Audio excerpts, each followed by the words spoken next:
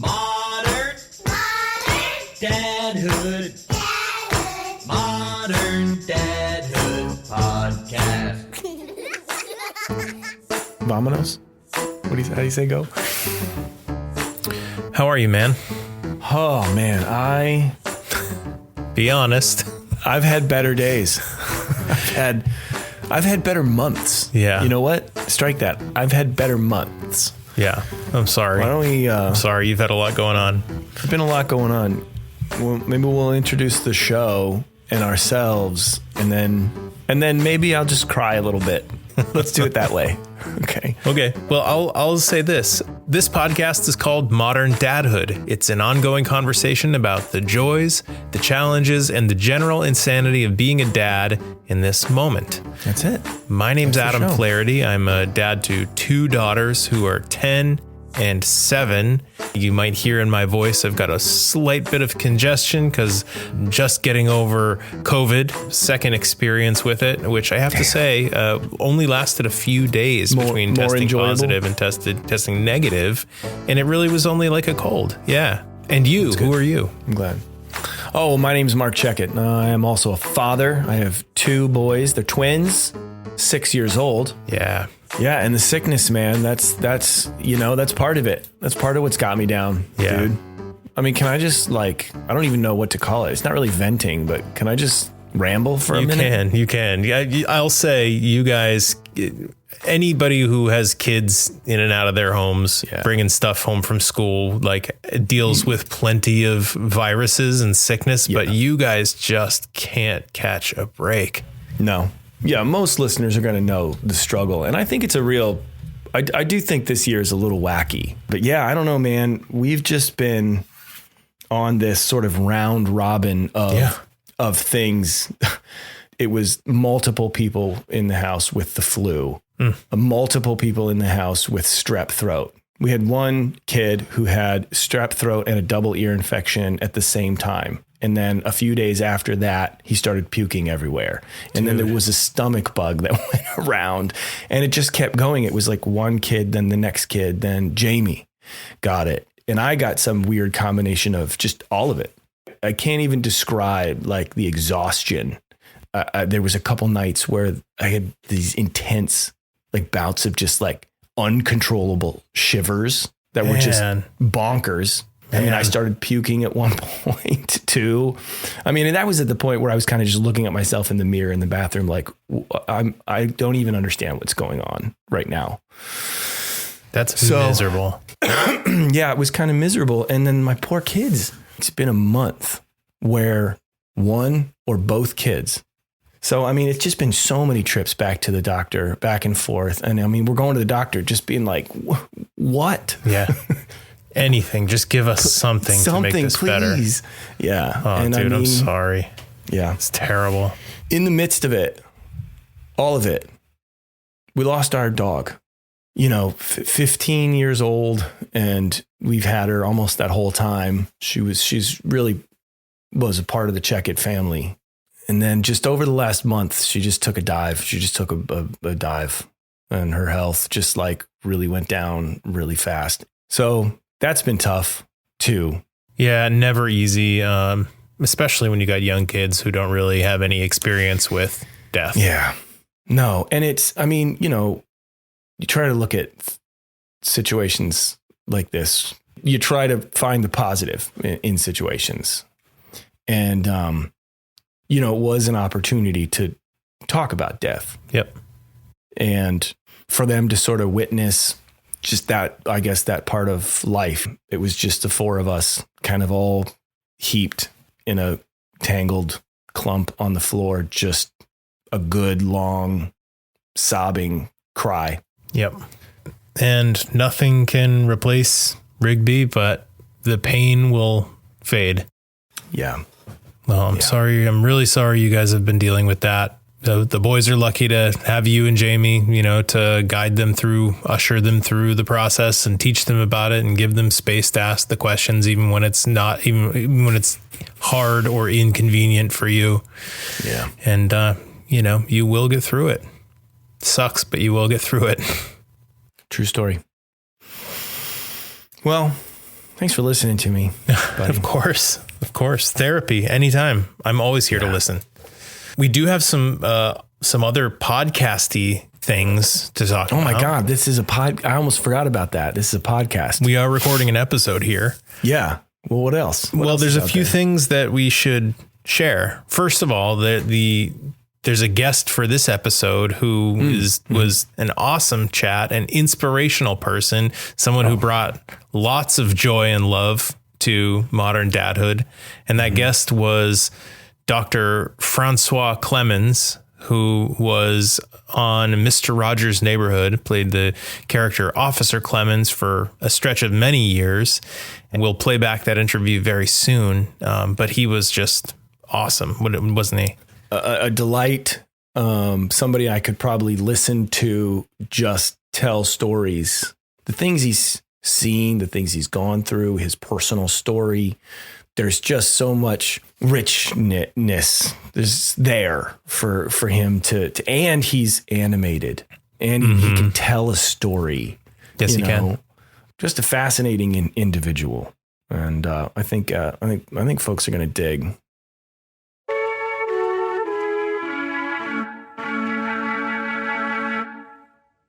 Couple of other things of note here. You and I cruised right through episode 100 without even making mention. Didn't make a peep of our centennial episode. Didn't make a peep. So this is episode 101, and I think that we should celebrate that we've crossed the threshold. I mean, a little pat on the back, maybe. I mean, like, what do we? I mean, I'll say well done. Congratulations to you. Well, congratulations to you, man. I mean, you birthed the idea. Well, let us not forget. You were the doula, though. you sure. Yes. Yeah, I like that. I was. You brought it to life. And thanks to the listeners who new and old, the listeners who have been with us since the beginning. Thank you for making this what it is and helping us shape it. And new listeners, thanks for coming on board. This is a quick opportunity to say that you can find Modern Dadhood wherever you listen to podcasts. Every episode is available on moderndadhood.com. You can search by guest name or by topic, and we would love for you to check it out. Dig into the back catalog. Another quick note, our friend Pete Morse, who has been a guest on the show, but you'll probably know his name from us mentioning it in nearly every episode. He's been mixing our show forever. Pete is still in audio production and post-production. He's moving on from Modern Dadhood. This is a positive thing for him. I do a lot of work with him through my production business, and will continue to send him a lot of work, and would recommend that other podcasters check him out at redvaultaudio.com and leverage his amazing ears and awesome audio mixing and mastering services. And I just want to say sincere thanks to him for helping us out with so many, dozens and dozens and dozens of Modern Dadhood episodes, just making us sound great. And the last thing here, not to bring us back down to another low, is several years ago we had Emilio Delgado on the podcast from Sesame Street, played Luis.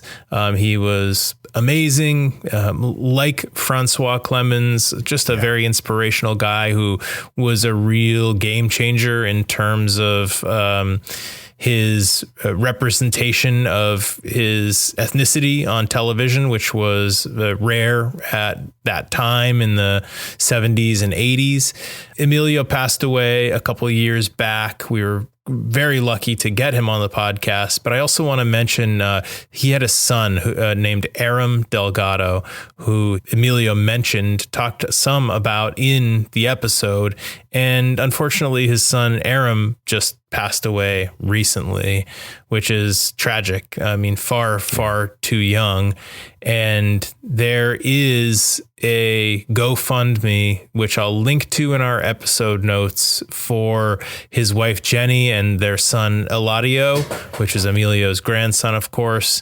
And would just ask that listeners, if it's something you click through to and it resonates with you and you feel like you can spare any small amount of money to support support their family in the wake of Aram's passing, I'm sure that they would greatly appreciate it. And we would too.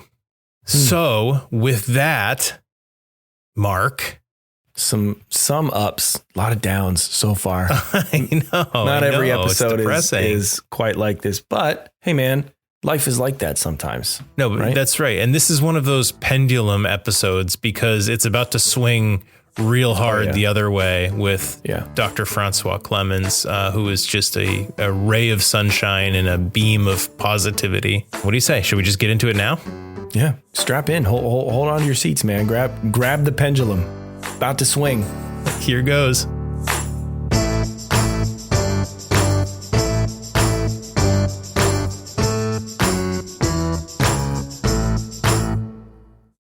Dr. Francois Scarborough Clemmons is an accomplished opera and gospel singer, a teacher, and he played one of the first recurring roles as an African-American character on an American TV series as Officer Clemmons on Mr. Rogers' Neighborhood, a role which lasted 25 years. Dr. Clemmons, we are honestly thrilled and honored to have you on the podcast. So thank you for making time to join us.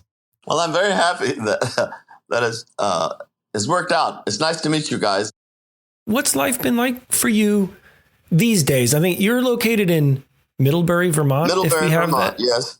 I taught here for 27 years at the Middlebury College, and now I'm emeritus, retired. Okay. And, I try to stay busy singing and visiting with different organizations in the state. Mm-hmm. There's the Rokeby Museum, which specializes in African-American history in Vermont. And then there's the Folklife Museum, where I was on the board for about 7 years. And they have an awful lot of history that I find very enriching and encouraging, because people tend to think of Vermont as a 98% white state. I like Vermont, not the weather, the people. Especially on a day like today, it's very cold. Oh, man, tell me about it. I'm not a cold water person, but I very, very much feel that this is my destiny to be here. I feel a calling. Yeah, so you certainly keep yourself, it sounds like anyway, you keep yourself really, really busy these days, even though you started that sentence by saying you're retired. People keep asking me, and asking me in the right way, something that I want to be a part of. I'm an extrovert, and I like being out in the neighborhood.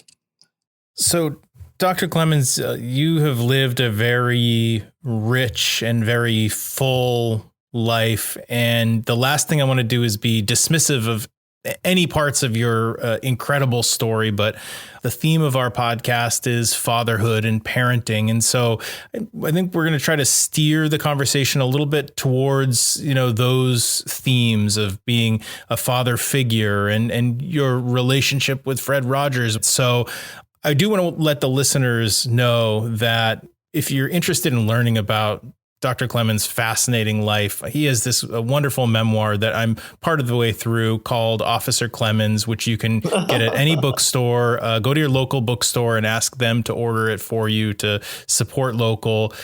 But I did want to say that because there's so much to your backstory that's so fascinating, and I wish we had time to cover all of it. But I do want to keep it on topic as much as possible.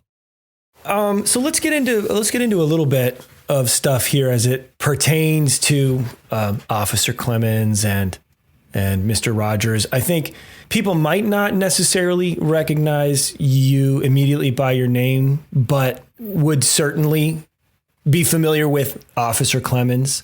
In fact, I'd be willing to bet a good part of our listeners and the population can start to even picture some of the iconic scenes from that show, which I think we're going to get into in just a minute or two. But I'm interested in hearing a little bit about the nature of your friendship with Fred Rogers. Can you speak to that a little bit? Well, it operates on several levels. One is we were certainly professional. I was hired to sing and to develop the role of Officer Clemmons. Mm-hmm. But because in 1968, Dr. Martin Luther King Jr. was assassinated on April 4th, And he came to me as a friend, a father, rather than just a professional person. And he took me to his home, and I stayed there with him. I was deeply moved and hurt by this happening. All kinds of people were getting assassinated. So I spent a couple of months with him. And during that time, we kind of sealed our relationship as cosmic father and cosmic son. I also began to realize in talking with him what a deep spiritual person he was. We were discussing the Bible. I said at least 50% of the time. Fred was in Pittsburgh Theological Seminary at the time, trying to get his degree so that he could be ordained as a minister. And I had been raised in the Baptist church. And let me tell you, they studied the Bible. So the times we were together were very, very special to discuss the different characters, the prodigal son, the good Samaritan, the role of David and Jonathan. There were a number of things we discussed. So he was already acting in the role of a surrogate father. So when I came here to Vermont, I felt that was the natural place for me to be a surrogate father. There are many, many students here who, even though they have come here to college, they still need parenting. And that's my word for the kind of love and the kind of care that I gave to them based on the unconditional love that Fred Rogers had given to me. And then I generously passed it on to my students. And so we used to have discussions about my taking on the role of surrogate father to them and where I had learned it and what I had learned.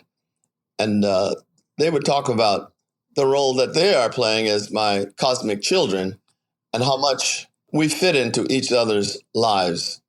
Quite frankly, it was deeply satisfying for me because years before, I realized that I wanted to be a parent, but as a gay man, I wanted to be openly gay about either adopting or whatever. And the career, it didn't work out on many levels. If you read the book, you know there was a little boy who came to my door in New York, and I began to take him on as a surrogate son. And we spent quite a bit of time together. And so when I got here to Vermont, I knew some of what to do.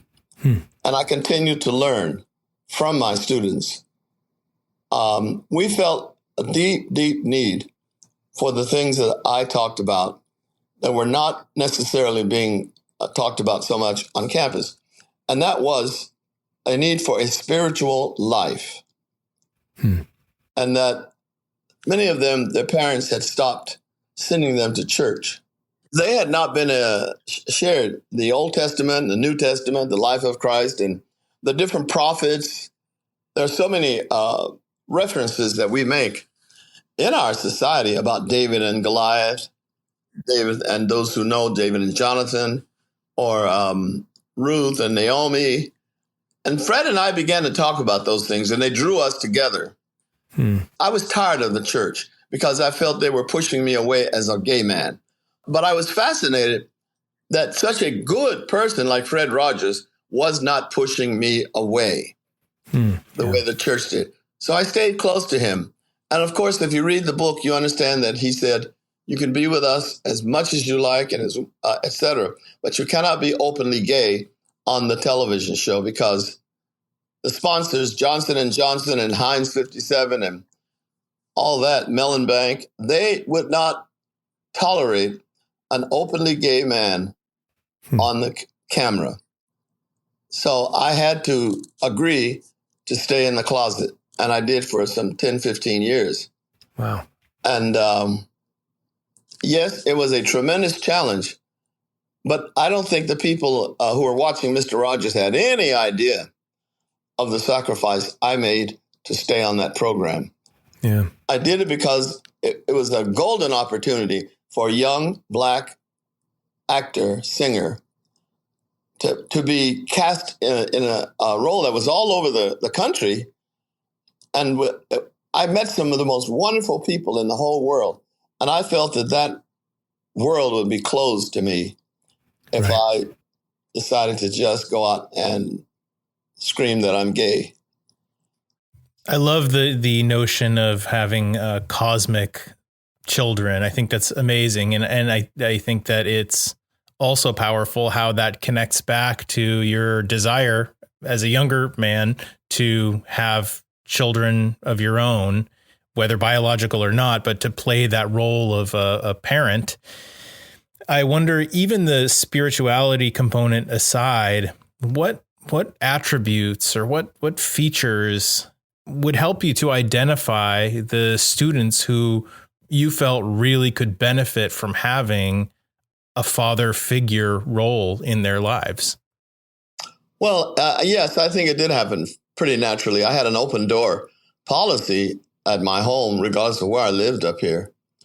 And if there were troubled students, sometimes the faculty would suggest that we have a little visitation together, a little time. They needed consoling or understanding or kindness. So there would be random students who wound up coming by to see me. Or if they were from Zimbabwe or India or the Asia, they would say, my friend told me about you, and they come here from far away looking for me. Fred Rogers said, be kind, be kind, be kind. So that was always our password to one another, be kind. I'm just listening to you talk. I think something that I really like about that, you've used these phrases like cosmic son, cosmic universal father, universal son. There's something to me that it immediately takes something that we sort of think we have an understanding of, like son, and it broadens the view of it, which I think, I'm feeling this sort of like allegory in all of these other areas that you're talking about as well, like educating students, about their potential past. They haven't even had these conversations in their life. And here they are in college, much older, the very first time talking about these things, or, what it means to be gay in the 1960s. And even though Fred Rogers had this very unique way about him where he did have a broad view, he existed in this world, and therefore you had to make these sacrifices because of a very narrow worldview that existed, so there's just something interesting to me about that terminology that you're using and how it forces really quickly this broader view or this broader like understanding of, for the purposes of our conversation, what it means to be a father or a father figure to somebody. Because I think like something that we've come upon a few times in this show and this podcast talking with guests is that you don't necessarily have to be like a biological dad, like have sired children, for lack of a better term. No, you're absolutely right. To be to play that role in someone's life, and you're wonderful living proof of the benefit of broadening your worldview, what it means to be a father. I'm just sort of understanding this as we're talking here about it. Well, I felt that it was important to stretch the students' idea of what family was and what was the meaning of color to them. And just talk about those things that nobody back home said openly. Black people were this or that, or Asian people were different, or just because you're Jewish, you're not this or not that. So we began to talk up under the surface into the depths of who we were and what we meant to one another. And one of the most beautiful experiences I had, I was upstairs in my former house where I used to live. And downstairs, I heard 4 or 5 of my students talking among themselves. One was from Nigeria, one was from Zimbabwe, the other was from Nepal, and a couple of Jamaican Kirin, as I call them, were there. And they were having this discussion about the fact that they were cosmic brothers and sisters. And I have to tell you, I sat down on the top stair listening, and I started crying, and I couldn't stop. Because I realized that my message was getting across. And that experience and those students, what they were exploring, encouraged me to continue to reach out. I'm still in touch with many, many, many of my children. There seems to be this strong parallel between your father figure relationship with these students and this father figure relationship that you described between yourself and Fred Rogers when you were a young man. And I want to explore that a little bit more, because I wonder, at what age were you when your parents passed away? Oh, well, let's see. That was I was about 30, 35 years old. And at what age were you when you first connected with Fred and his wife? 22. Okay, so your parents were still alive for 13, what was that, 11 years? Yes. Yeah. And because I have a father and a stepfather, and they both died in the same year. And then my mother died about 10 years later. And Okay. I was not close to any of them once I went away to Oberlin, and a lot of it had to do with the cruelty and abuse in my childhood.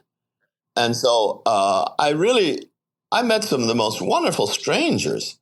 My friends lived with Lady Aberlin and Mr. Joe Negri and Mr. McFeely and the other members of the cast. I felt very free and open and loving with them. They were my family, as a matter of fact. Wow. And so the time that I spent with Fred Rogers, it just intensified the sense of belonging to him and with him. So you, I mean, all told, I think you kind of had a relationship with Fred for over something like 25 years. Yes. That you guys were friends and castmates. How would you say your relationship evolved over that time? Well, it was very interesting. I think he saw me more and more as an adult son, as opposed to a young 22-year-old son. Yeah. And some years later, I had a group called the Harlem Spiritual Ensemble. And I started that group about 1980 with scraps and pieces and trying to put it together. And I talked to Fred a lot. We started doing a lot of performances, and I came to Fred and I said, my schedule with the Harlem Spiritual Ensemble is becoming so intense. And so I was on the road sometimes 3, 4, 5 months. And I'm not able to just pick up and come to Pittsburgh and film. That was about 1992. And he was so understanding. He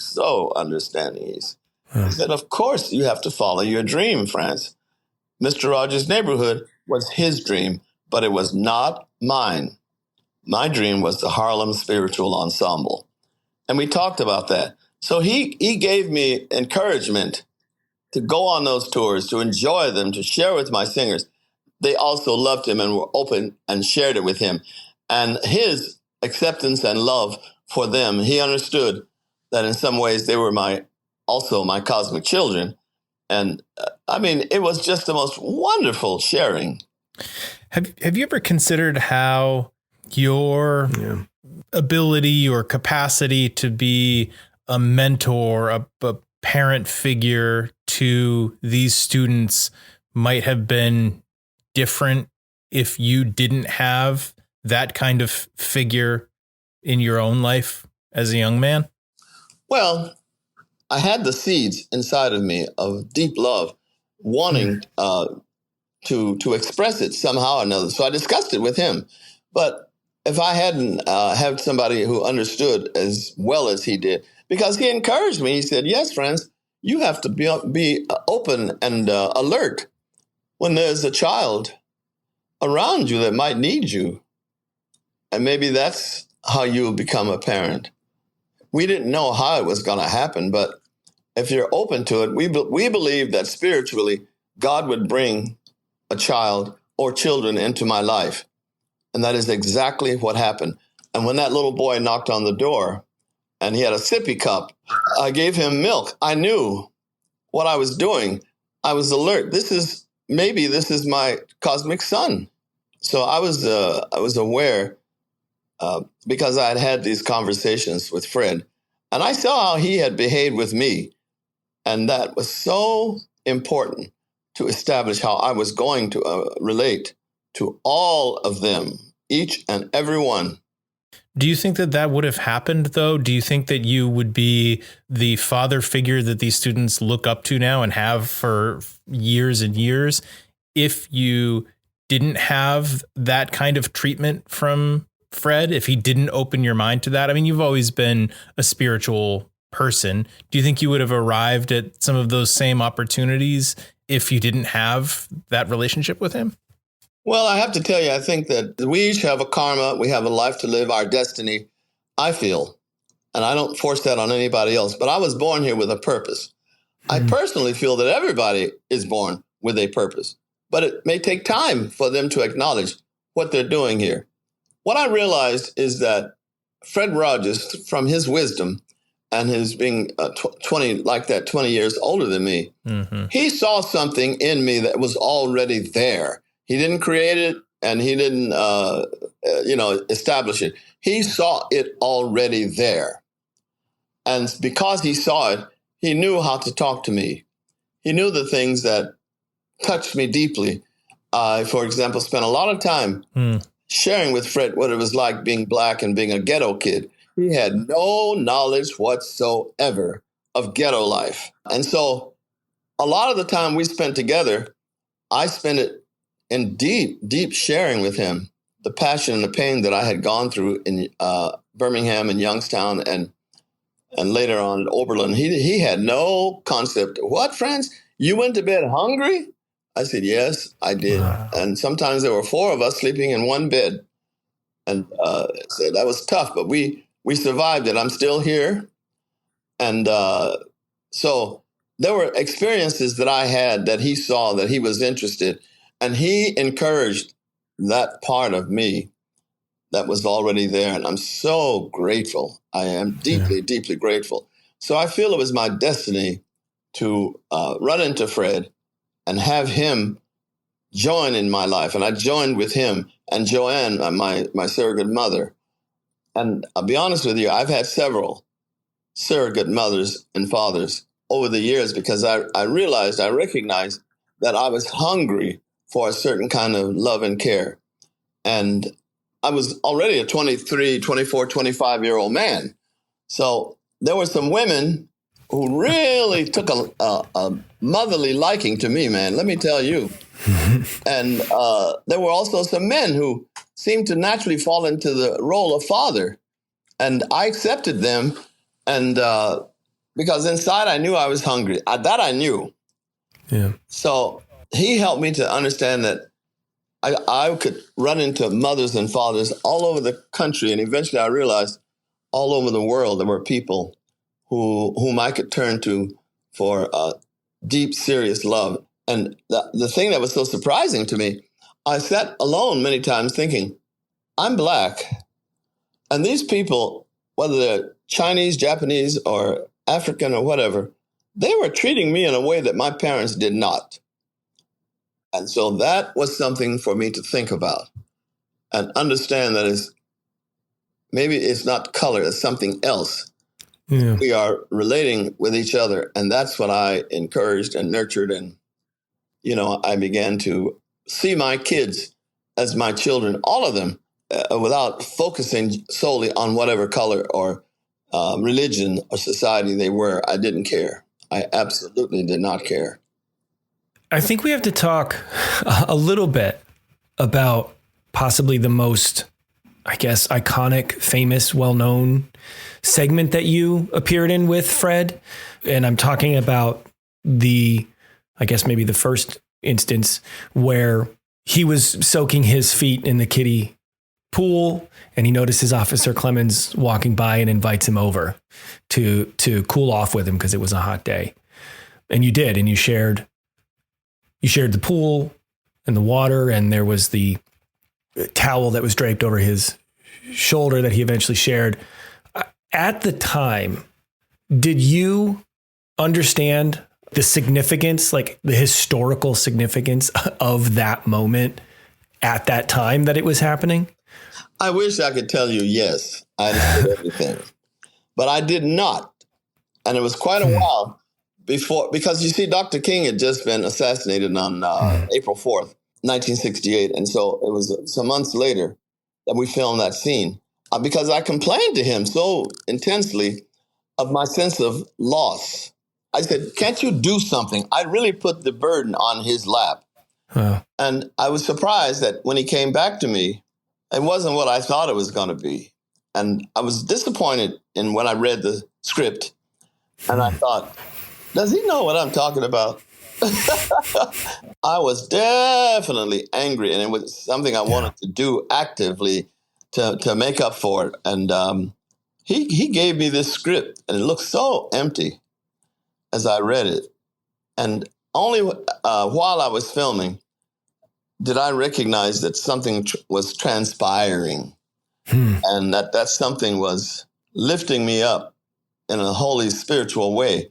What is this man doing? What is he talking about? We just did something very common, put our feet in the same tub, and he was helping me dry my feet and put my boots on, none of which I needed. But I didn't understand the relationship to Peter and Jesus in the Bible. I just did not. So there were later on, there were times when I was with him, and we would sit very quietly, and he asked me, did I understand what he was trying to say with that scene? And it took a while, and took his nudging me to go in there, because I didn't feel Bible worthy. So I wasn't about to say, you were Jesus and I was Peter. That was way too much for me. And eventually it came down to that he said that there was a relationship to how Jesus treated his disciples. And that was like the first time he ever really talked about me in terms of following his tradition. When he suggested we do a farewell, Mr. Rogers' Neighborhood, he said to me, you already have read the script. I'll just bring it up to date a little bit. And instead of singing Children Can, I was supposed to sing, There Are Many Ways to Say I Love You. Lord have mercy, that song. Just because I wasn't filming anymore did not mean that I wasn't involved with him and Joanne and the family, but I wasn't filming anymore. As a matter of fact, I did guest appearances. I went with him to Chicago and to Los Angeles and Houston and Dallas. I did a lot of personal appearances with him because I could fly in and we'd have our time together with the kids and everything. And then either that night or the next day, I would fly back to be with the Harlem Spiritual Ensemble. But I loved it. Good for you for not ever giving up on your dream and what you knew that you were meant to be doing, despite this opportunity that you had. and I'm sure he appreciated that too. He did. He told me on a number of times how much he had a deep appreciation for my individuality. I never treated him as though he were a big star and I was a little fan. It was quite often, it was the opposite. He was the fan and I was the polished singer who had studied opera and sang in German and French and Italian and came back to be with him. He was fascinated. He loved my singing. He loved the spirituals. Everything I was singing, he would ask me, what are you singing now? What are you doing now? And I was very often called on the carpet to sing for him. Right on the spot. Oh, sing me something, Franz, please, just sing.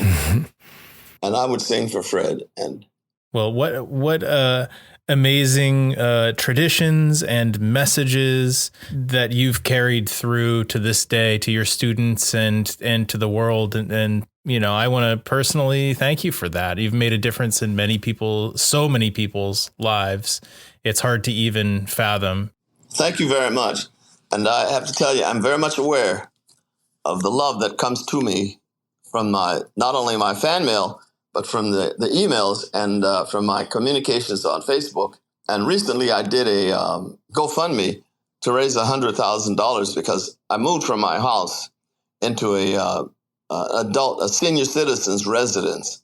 And it's very expensive here. So I put it right there, to my fans and to my followers and people who love Mr. Rogers' Neighborhood, please make a contribution because the GoFundMe is what caused the stress to go away.